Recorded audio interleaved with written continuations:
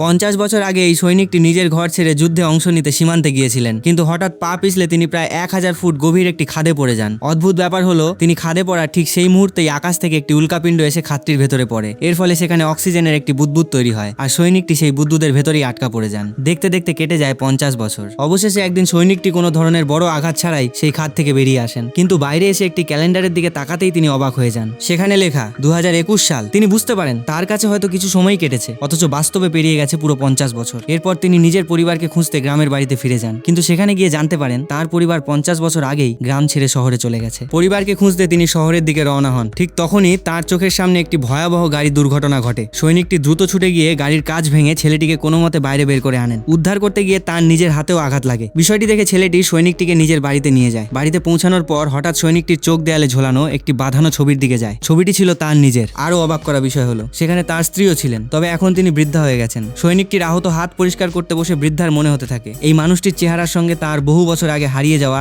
স্বামীর অদ্ভুত মিল রয়েছে। কিন্তু তিনি কখনোই ভাবতে পারেননি যে এত বছর পর তার স্বামী সত্যিই ফিরে আসতে পারেন, কারণ তিনি নিশ্চিত ছিলেন তার স্বামী আর বেঁচে নেই।